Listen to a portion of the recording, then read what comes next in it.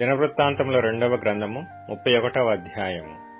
ఇదంతయు సమాప్తమైన తరువాత అక్కడనున్న ఇశ్రాయేలు వారందరూ యూదా పట్టణములకు పోయి యూదా దేశమంతటను బెన్యామీను, ఎఫ్రాయిము, మనష్షే దేశముల యందంతటను ఉన్న విగ్రహములను నిర్మూలము చేసి దేవతాస్తంభములను ముక్కలుగా నరికి ఉన్నత స్థలములను బలిపీఠములను పడగొట్టిరి. తరువాత ఇశ్రాయేలు వారందరూ తమ తమ పట్టణములలోనున్న తమ తమ స్వాస్థ్యములకు తిరిగి వెళ్ళిరి.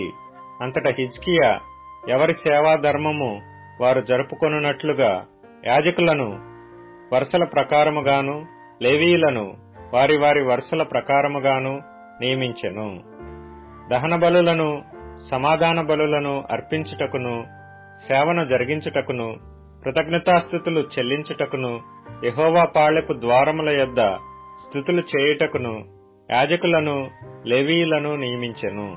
మరియు యెహోవా ధర్మశాస్త్రమునందు వ్రాయబడియున్న విధిని బట్టి జరుగు ఉదయాస్తమయముల దహన బలులను, విశ్రాంతి దినములకును, అమావాస్యలకును, నియామక కాలములకును ఏర్పడియున్న దహన బలులను అర్పించుటకై తనకు కలిగిన ఆస్తిలో నుండి రాజు ఒక భాగమును ఏర్పాటు చేసెను. మరియు యెహోవా ధర్మశాస్త్రమును బట్టి యాజకులను, లేవీయులను ధైర్యము వహించి తమ పని జరుపుకొనున్నట్లు ఎవరి భాగములను వారికి ఇయ్యవలసినదని యెరూషలేములో కాపురమున్న జనులకు అతడు ఆజ్ఞాపించెను. ఆ యాజ్ఞ వెల్లడి ఎగుట తోడనే ఇశ్రాయేలీయులు ప్రథమ ఫలములైన ధాన్య ద్రాక్షారసములను, నూనెను, తేనెను, సస్య ఫలములను విస్తారముగా తీసుకుని వచ్చిరి. సమస్తమైన వాటిలో నుండి 10వ వంతులను విస్తారముగా తీసుకుని వచ్చిరి.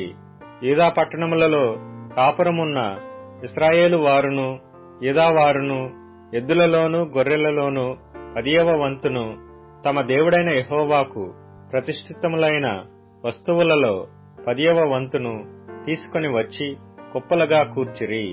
వారు 3వ మాసమందు కుప్పలు వేయనారంభించి 7వ మాసమందు ముగించిరి. హిజ్కియాయును అధిపతులను వచ్చి ఆ కుప్పలను చూచి యెహోవాను స్తుతించి ఆయన జనులైన ఇశ్రాయేలీయులను దీవించిరి.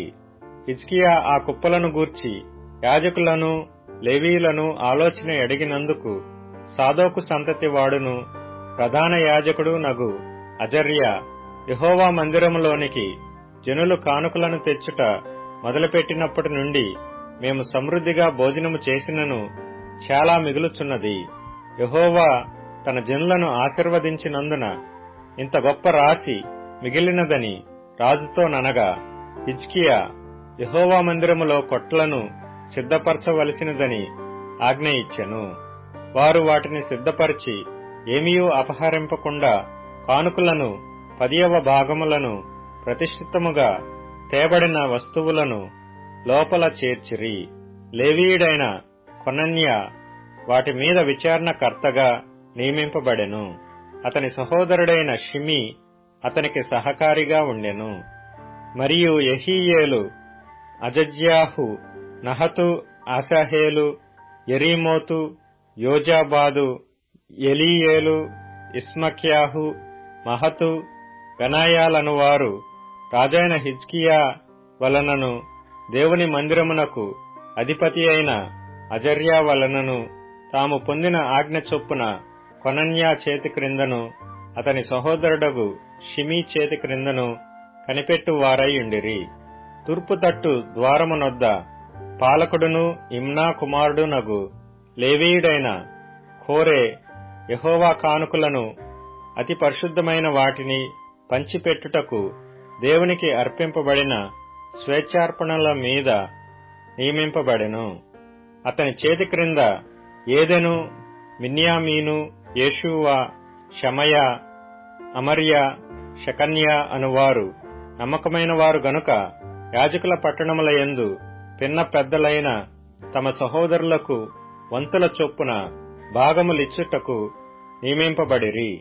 ఇదియుగాక గోత్రములలో 3 సంవత్సరములు మొదలుకొని అంతకు పై వయస్సు గలవారై జనసంఖ్య సరిచూడబడిన మగవారికందరికీ వంతుల చొప్పున సేవ చేయుటకై ప్రతి దినము యెహోవా మందిరములోనికి వచ్చువారందరికిని 20 సంవత్సరములు మొదలుకొని అంతకు పై వయస్సు గలవారై వంతుల చొప్పున సేవ చేయుటకు తమ తమ పితరుల వంశముల చొప్పున యాజకులలో సరిచూడబడిన లేవీయులకు, అనగా నమ్మకమైన వారై తమ్మును ప్రతిష్ఠించుకొనిన లేవీయులకును, తమ పిల్లలతోనూ భార్యలతోనూ కుమారులతోనూ కుమార్తెలతోనూ సమాజమంతటను సరిచూడబడిన వారికిని, ఆయా పట్టణములకు చేరిన గ్రామములలోనున్న అహరోను వంశస్థులైన యాజకులకును వంతులు ఏర్పరచుటకు వారు నియమింపబడియుండిరి.